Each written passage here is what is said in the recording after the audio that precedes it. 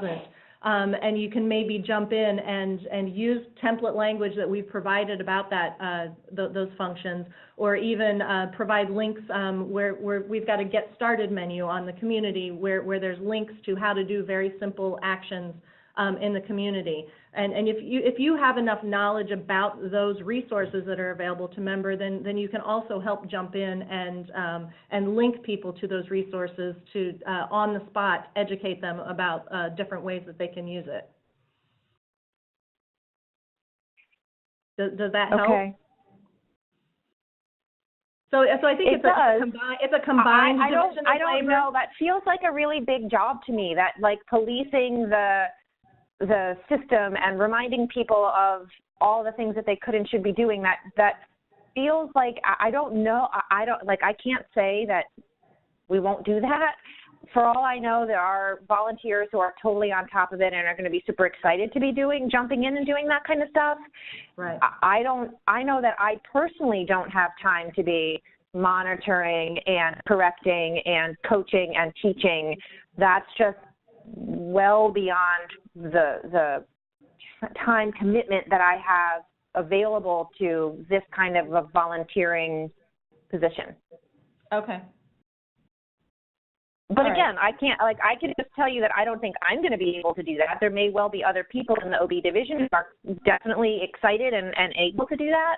Right. I guess the bigger question is that our responsibility? Is the policing of it and educating of it up to us to do, or are we more like, the users who are developing the useful content for people? I don't know. I think we'll just have to see how it plays out. I think that there is a certain sense of seeing how it plays out. As Greg was just mentioning behind me, that there is some sense of responsibility for that for the moderator on the current listservs.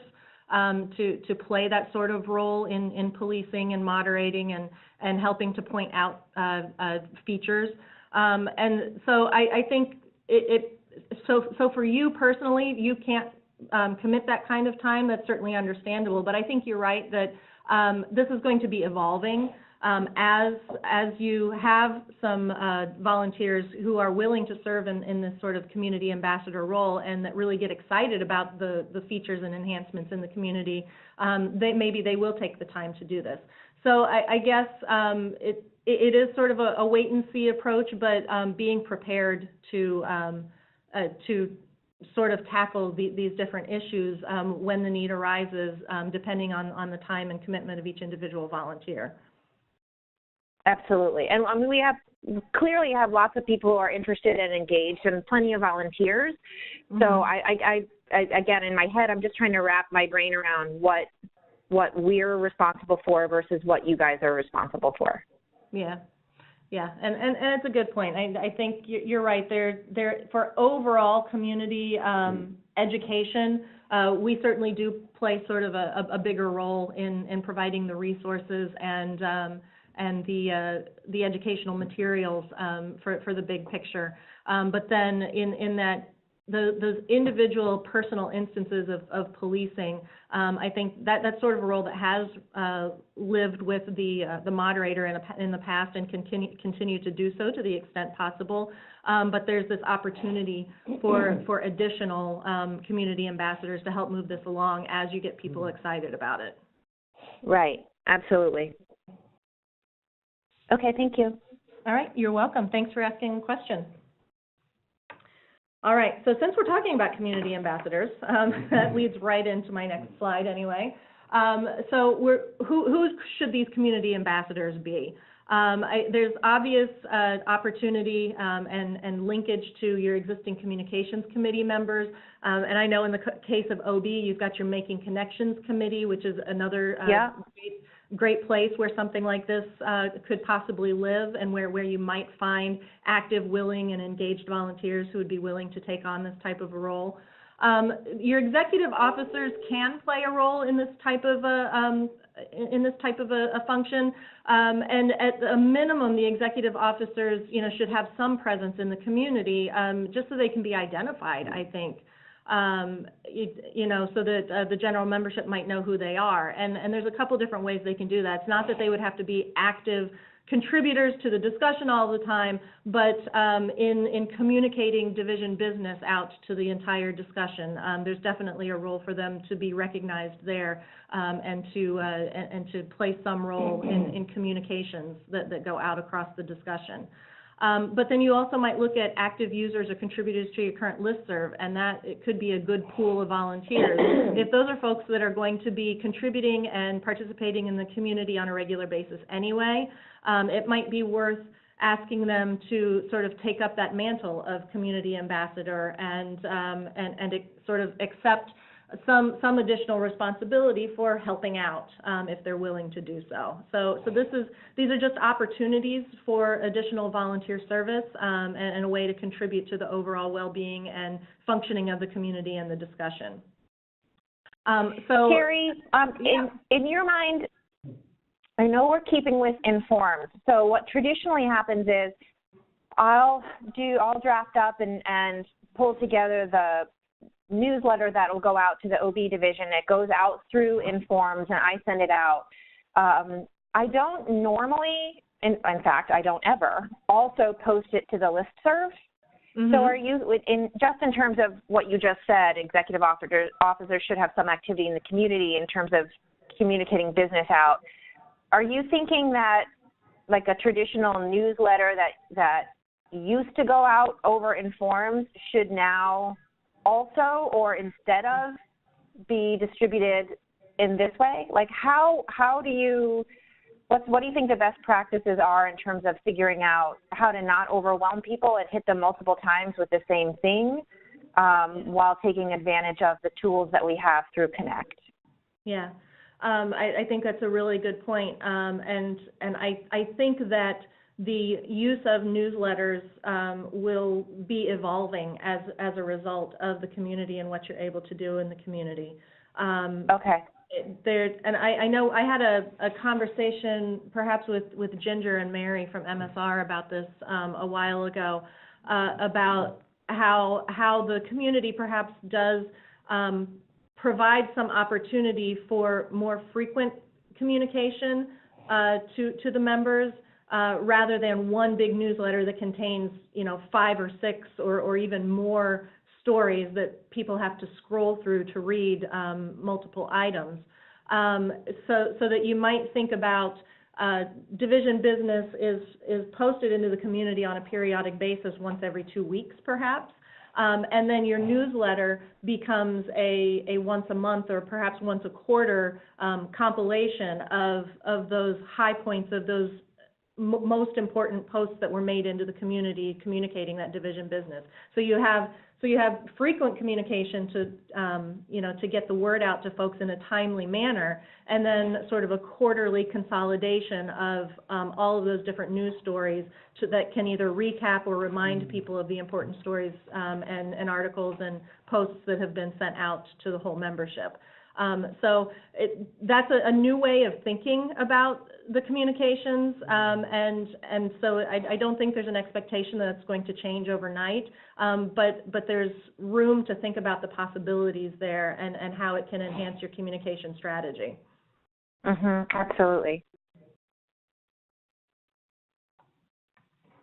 Okay. Any other questions about that or along that topic? No, I'm sorry I keep interrupting you, Carrie. That's okay.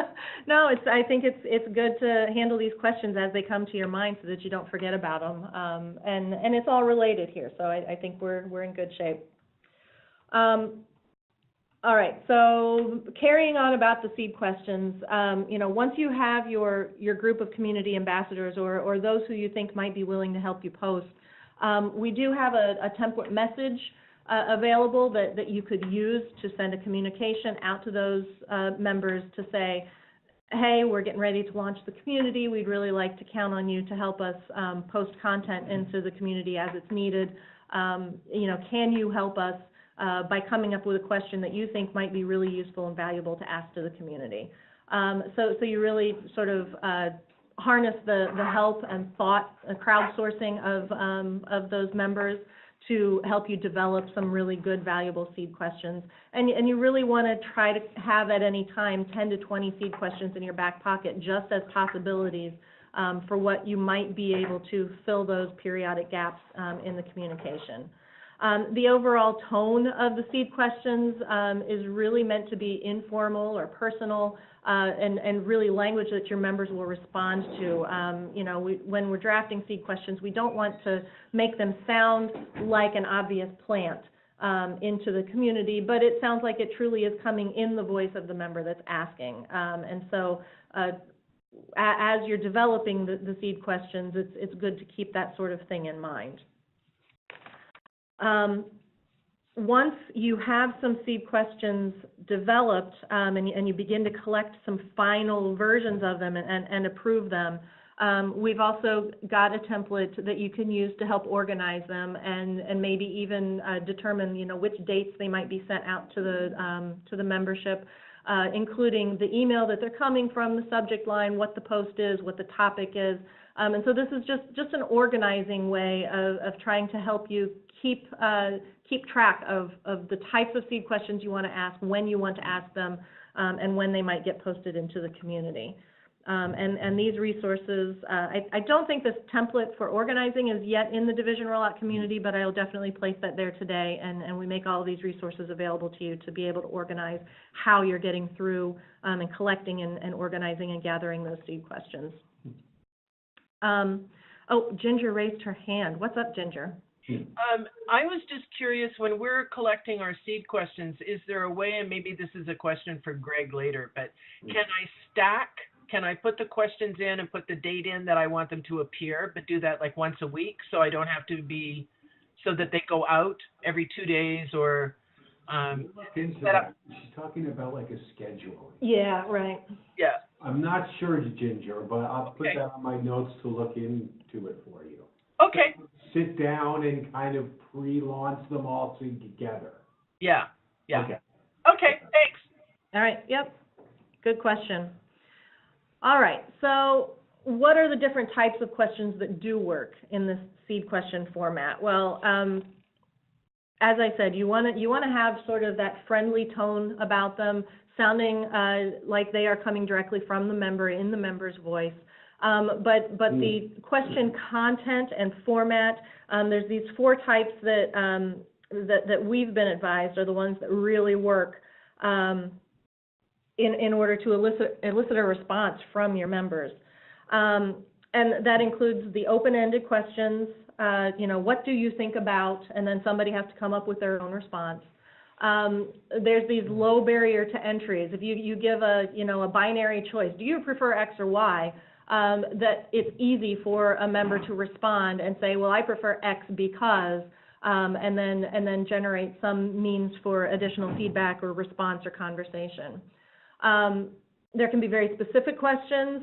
How much time do you spend on developing your syllabus, or how much time do you spend on office hours, meeting with students, trying to get a sense of, what somebody else does in a very specific case, so that you can create some sort of trending and have some ideas about what others are doing. And then, of course, the very personal questions, something that you have a personal interest in, with this example of, I'm new to the field, I wanted to get your advice about X, Y, Z, really inviting some other member's expertise to weigh in. So, as I said, participation in the new community can be intimidating, and people can be overwhelmed by responding, especially to the open or more hypothetical type of questions in the beginning. And really, it's because there's more social risk involved from members who might be concerned about giving the wrong answer or being perceived as, not knowing what they're talking about, or they don't know the appropriate length of the response or the format for responding. So with this in mind, we do generally consider the closed or specific questions in the beginning as good ones to, closed, I mean that low barrier to entry, the prefer X or Y. They're easier to answer, they have less social risk, and there's it really just helps break that barrier of participation by getting somebody to click reply, put their answer in, and get it posted into the community and see their name pop up. So once they're a little more comfortable with those more low barrier participation questions, they're more likely to respond to the more difficult and detailed questions. So that's Carrie, real quick, and I think you've covered this in a past session, but just to remind me, I know that people are all members will automatically be signed up for the community. And I know that there's a way for us to go in as individuals and say what we want to receive and how often we want to receive it. So I want everything summarized in the daily digest versus I want it whatever the rest of the frequencies are.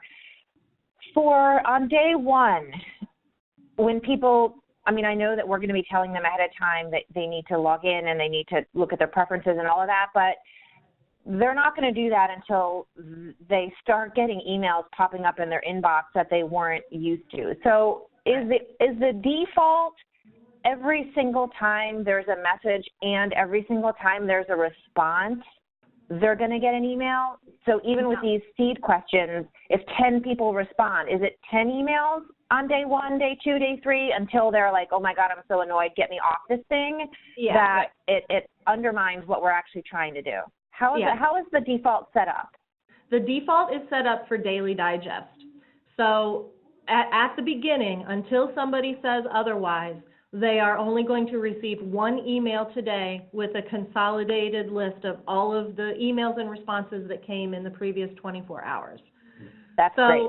Yeah, so with that in mind, and we will talk about this a little more right before the launch, but it relates today to another piece of this presentation today too, where we're talking about some of the recommended first posts you want to make on the day of launch.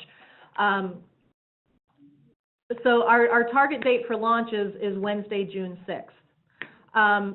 What will happen on that day is that we will open the community. It will be visible on the connect.aom.org webpage. It will be accessible to all of your members when we launch on that day. But because of the timing of when that daily digest is scheduled to send on a daily basis, your members will not receive their first daily digest until 7 a.m. on Thursday morning. So it's sort of a soft launch on that first day that gives us a chance to get into the community, to post some of these seed questions to make sure that there is content that will appear in that first daily digest, and also even to plant a few responses to those first posts that go in. And then you have an assurance that of what is going to appear in that first daily digest, and can include some messaging in that first daily digest that has a welcome to all members, that gives some quick tips for how to revise their profile preferences if they wish to, and lets them know what they can expect as the community is getting launched. Great. And you've done drafts of all of those, the welcome to new members, the quick tips, and all of that. Yep. Okay, yep, fantastic. And we'll talk about those a little bit later in this presentation too.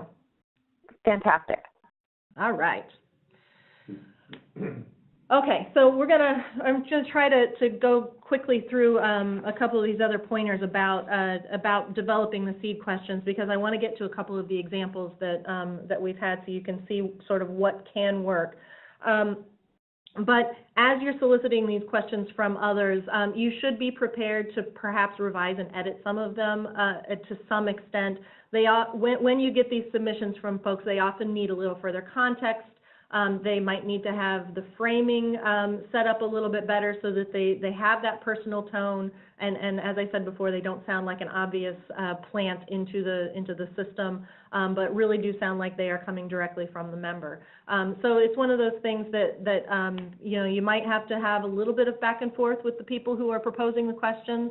And I am certainly willing to help out with that as well, and can take a look at some of your initial drafts and propose some edits and some finessing to the language to really make it sound in a more friendly and personalized manner. And so you see a sample of what this can look like here. A one-line, what are your thoughts on the innovation in our industry, is not a really thought-provoking question, but when you put it in the context of, in my job, we are currently looking at innovation initiatives, and our experience so far has been this.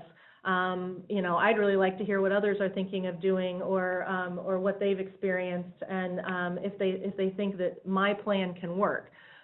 You put a little more context and a little more framework around that question, and it makes it easier for people to think about what their response would be, and how their expertise might truly be able to help in a response that they would make to you.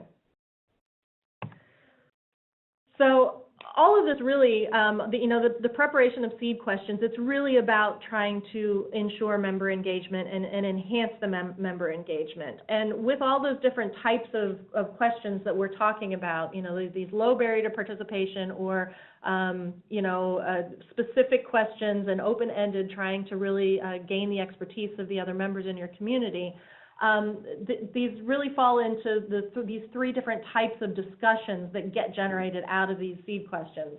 And the status boosting, I think that we've all seen those sort of things where somebody puts a post in and they link to their most recently published book, or an article that they have published recently, and it really helps to boost their social standing. But then you have your informational posts, where you're really trying to convey information one to another. And then you have your bonding posts, where members are getting to know one another and perhaps developing some sort of network relationships, where they know, here's somebody that I can count on to give me good quality answers to the questions I ask, and someone who I would value their advice in the future. So where all of these have some valuable purpose in your community, the bonding discussions really are the key to establishing those relationships. And those open-ended and hypothetical questions are what's going to lead mostly to these bonding types of discussions. But as you are developing these seed questions and trying to figure out what is the best path forward for member engagement, I know that we all want to keep in mind that you, as division leaders and as participants in your divisions, you know your members best, and you know what they will respond to. And I think, Deirdre, as you were pointing out, those topics or domain-centered questions are most likely going to come organically from the members themselves, and that's really what we would prefer to have. If everything was 100% organically generated from the members, that would be the ideal situation for all kinds of member engagement and connection. And so we hope that that's really what's going to happen, especially as the community continues to grow. But as you're continuing to think about, what types of questions might go in here, and how to advise your community ambassadors to think about how to really promote this member engagement, is really take the annual meeting as an example of what you do when you're there. If you were having lunch or coffee with somebody, how would you start the conversation? If you had the chance to stand up in front of the room of everybody at your business meeting and ask one question to tap the expertise of your colleagues, what is that one question, and what type of feedback are you hoping to get? And that's really where the really valuable questions are going to come from, that help educate and also think about what would be valuable for all of the lurkers in the room too. One of the realities of the way these communities work is that you've got 6,000 members in your community in the case of OB, and maybe only the top 5% will be the ones who are actually participating and posting and communicating in the community itself.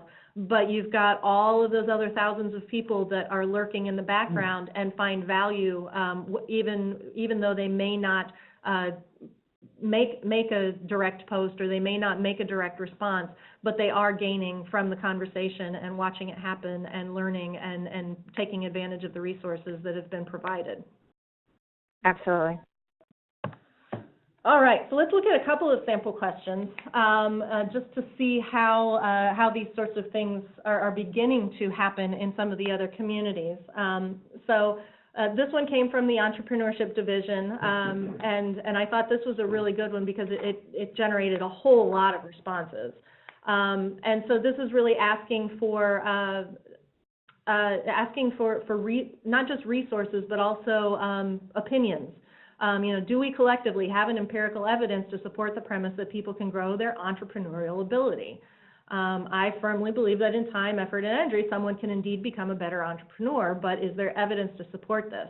And so this question went out to the entrepreneurship listserv, and it really does all the things that we talked about that a good seed question should do. It put some context around it. It put a personal spin on it. Here's what I think. Here's what I've experienced. But I'd be excited to learn if others in this community have ever done A or B, and what did you find? And this particular question had 17 or 18 responses to it over the course of a week.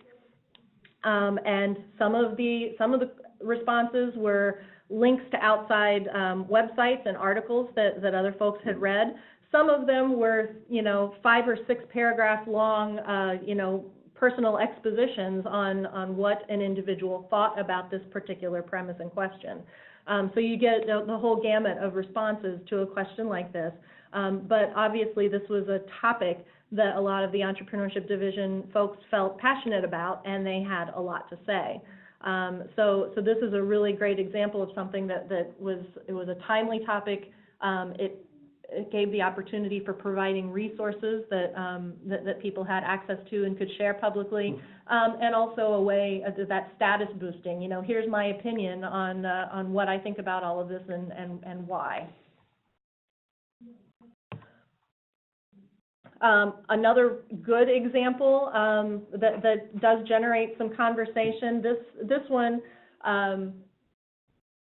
doubled as sharing a very particular resource and then asking for responses. What do you think? So this was an article out of the Chronicle of Higher Education, and again, this personal framing around the question.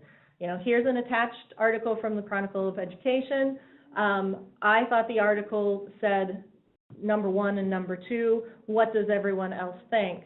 And this was another one that generated probably 7 to 10 responses over the course of the week, because members actually went in, clicked the link, read the article, and then responded with what their thoughts were. And this really provides an opportunity for, so the original poster said, regarding the good that business schools create, the author asks this, and here's what I think about it. And it created an opportunity for others to say, yeah, but maybe you should have thought about it this way, and I think this about this particular point instead, or perhaps the 2 most important points for me were not the things that you said, but were these other 2 points, and I think that we should talk about these things instead. So again, just a really good way to generate some debate and some valuable conversation by sharing a resource that might be valuable for everyone.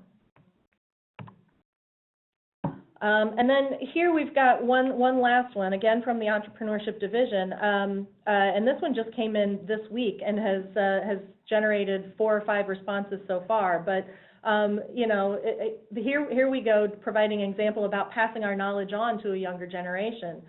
Somebody's doing an elementary school session on entrepreneurship. What would be the resources or the types of activities that would be valuable for a young audience?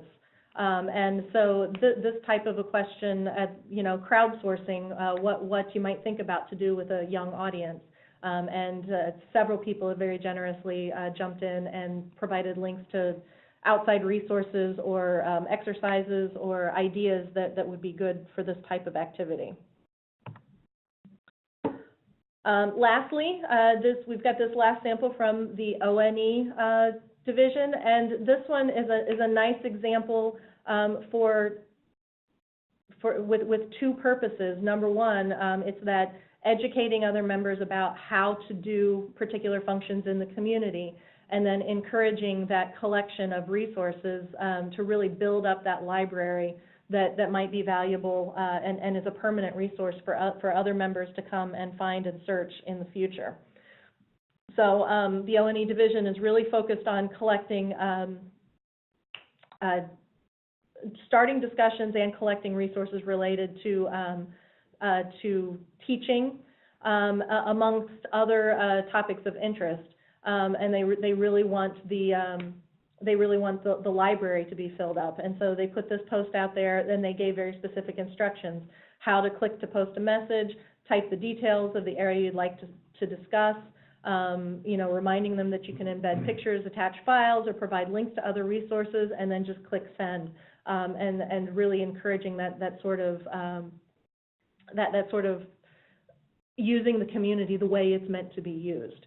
And I know with their specific call for teaching resources, they've got maybe 8 to 10 folders that they pre-populated into their library for, you know, for cases, for syllabi, for all different sorts of teaching resources. And those folders are beginning to fill up as their members contribute those resources into the library with this very focused and specific drive on teaching resources.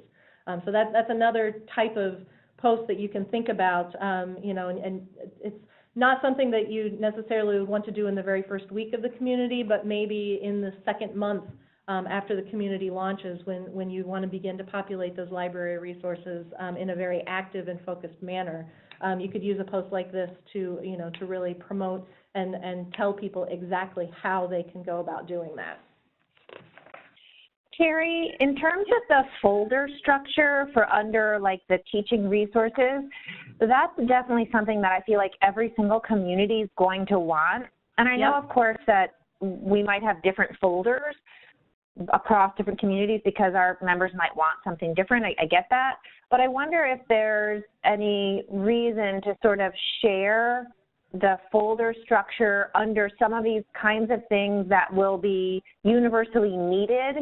Yep. So, for example, what are the folders that ONE has under their teaching, and is there benefit or value in sort of a little bit of consistent structure so that people know under teaching I'm always going to find a folder for each division that has cases, or I'm always going to find a folder that has videos, or I don't know, is there any reason that it would be useful for us to share some of those higher level folder structures across divisions so that it can also build a little bit of consistency?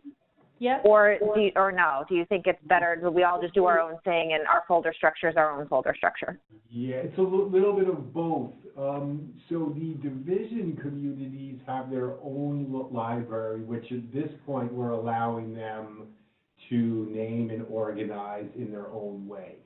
We are looking into, though, an additional library that is shared across from like a general membership community, which would be sort of, instead of having a consistent folder structure, it's actually one folder structure that can be shared between division communities. So I take your point, though, Deirdre. I think that as we're launching each individual member community and the resource library, rather than giving you a blank slate to start building your own folders, it may be useful to take the best practices of the other communities that have launched already and provide a folder structure that is already working. And I think you're right that some consistency from division to division will help people know what to expect as they're uploading and searching documents from one division library to the next. Yeah, that sounds really useful to me. It doesn't need to be a lot of work. I'm just looking for like a one-page document that just sort of says, this is how other people have done it and this is what's working. And maybe we use it and maybe we don't, but it does seem like it would feel like a useful best practice to share how someone else has organized something. Yep. Yeah, and I think that's the key. It's a best practice. You know, like Greg was saying, each division has the full power to arrange their folder structure however they wish. But if we can offer some best practices, then, you know, you can take those and run with them, or, you know, change it up however you think is going to work best for your own division. Yeah, that sounds great. Okay. So we'll take a look at that, and I'll see if I can just grab a screenshot of the ONE folder structure for you and share it into the division rollout community later today, so that you can see. Yeah, that sounds awesome. Yep.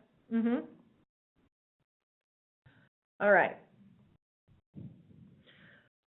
So the recommended first posts to your community. Now that we've got all of these samples in mind, and you know, the way to develop seed questions and how to think about them, we have 3 recommended first posts that we have planned for every single community launch, and that begins with a welcome to the community from the division chair. That welcome to the community should have an immediate reply from the community moderator that provides some very basic practical pointers about how to participate in the community. Click here to go to your profile and make sure that you have a picture added. Click here in order to post to the discussion. You know, please, please take a look at the library and you know, make note of the folder structure and the types of resources that we would like to see collected. Those very practical sort of things that help to introduce you to the navigation and use of the community as it's getting started. And then the third recommendation for starting is an introduce yourself thread, because this is a way of really getting over that that first barrier of our participation in a new place and with new technology. Everyone likes to talk about themselves, so you know, if you have, particularly from, say, your community moderator, from those of you who have been involved already in this launch process.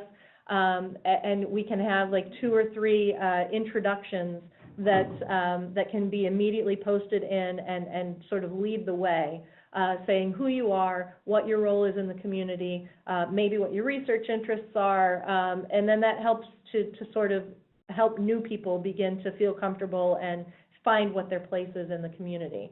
One of the other really nice things about this introduce yourself thread, and I'm gonna say that I know some folks don't see the value in an introduce yourself thread because it's a little fluffier. It's a little bit it's not research focused or you know, really discussion focused you know, on a specific topic like you think that the community might really be used for. However, as new members continue to be added to your community as they join the academy and your division, especially around the annual meeting time, we do have the ability to have some automated messages go out to those new members as they're joining on a periodic basis throughout the whole entire year. And we can set up that welcome message to new members to specifically say, welcome to the OB community. If you haven't had a chance yet to explore the community and find out how it works, here's 3 steps that you can do, and one of them is to go to the Introduce Yourself thread, and we can link directly to that thread and let them see and get to know some of the people who are already a part of this community and who are frequent contributors to the community. And it really helps to sort of lower that bar of participation, make it easy to jump in and participate and start to feel welcome and find their place in the new community. All of these templates for these recommended first posts are available in the division rollout library, and so these are boilerplate templates that we've been using for all of the other divisions that have launched already. So I do encourage you to take a look at them really closely and feel free to personalize them again so the tone is correct, so it sounds like your voice or the voice of your division chair, whoever is going to be the original poster for each one of these messages. And then you can send those the final text of those documents back to me, and Greg and I will help make sure that those are posted into the community on your behalf the day of launch. And so that's the final point, is that with all of these seed questions, but particularly with these recommended first few posts, the HQ staff can post on behalf of members. We have that ability in the back-end admin of the system to be able to appear as though we are posting as you or as any other member. And so we can facilitate the population of all of these seed posts in the timing that you would like, and to make sure that it's not something that you have to think about, oh gosh, it's 7 p.m., I have to make sure that I can log in and put this post into the community to ensure that it goes out in the digest the next day. If you ever need help with making sure that something goes out in a timely manner, you can provide those posts to us at HQ, and we can help post on your behalf so that it does appear to be coming from you or another volunteer or officer from your division personally. All right. Any other questions about the seed questions and the preparation for those first few posts that are going to happen the day of launch?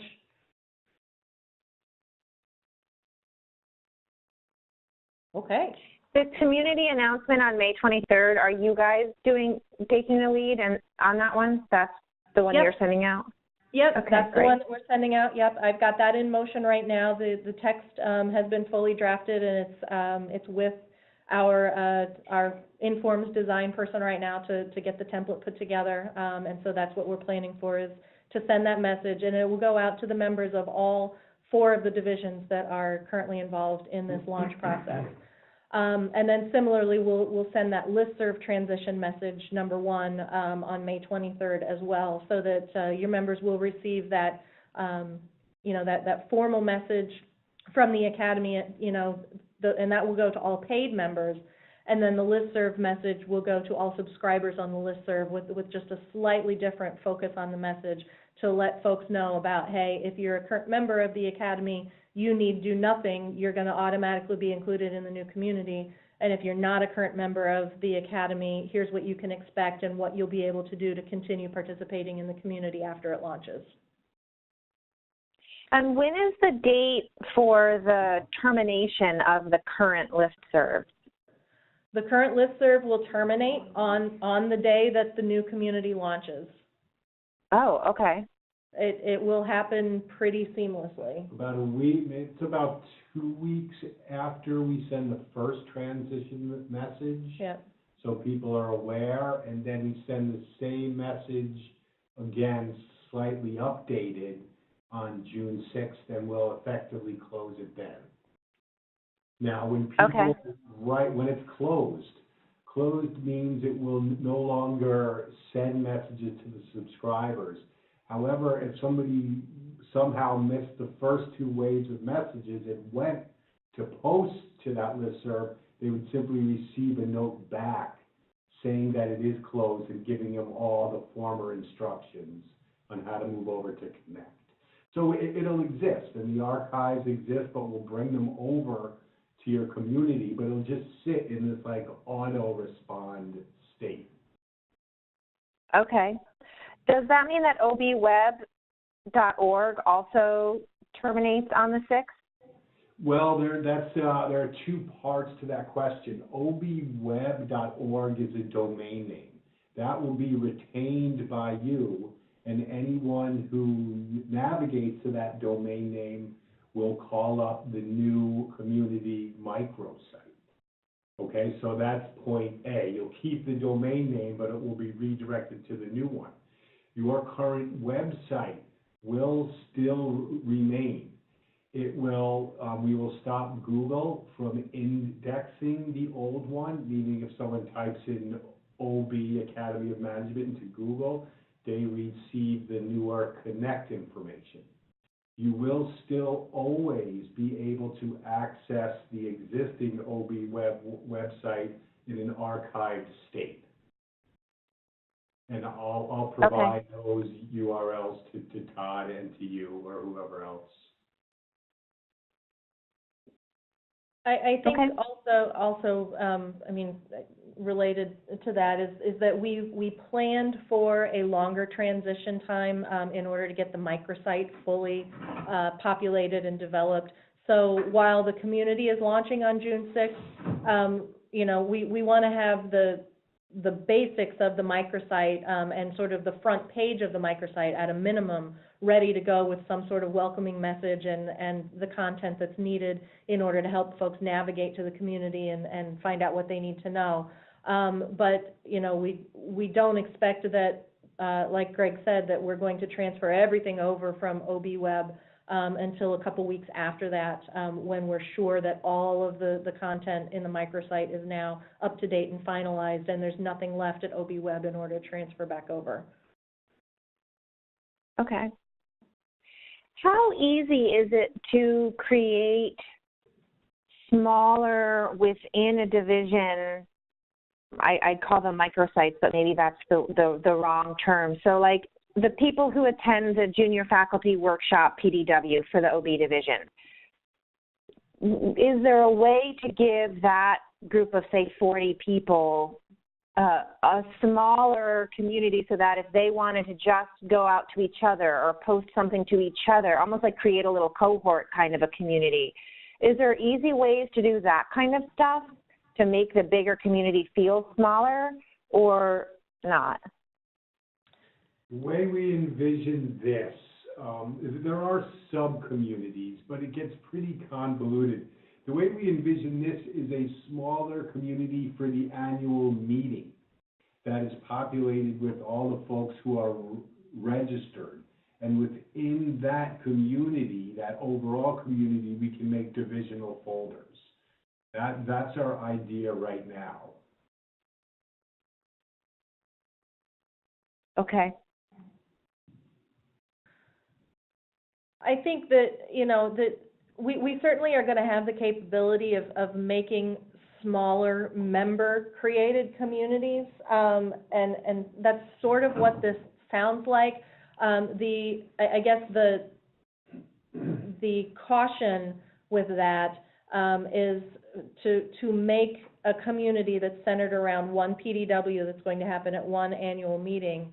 That particular community may generate a lot of activity in the month leading up to the annual meeting and perhaps sharing resources around that session itself. But then does that community continue to exist and live and remain active after the annual meeting is over? And so we want to caution against creating a lot of very short-lived communities if there's some other way to manage the collection of resources and sort of communications for the folks that would be involved in that one particular event. Sure.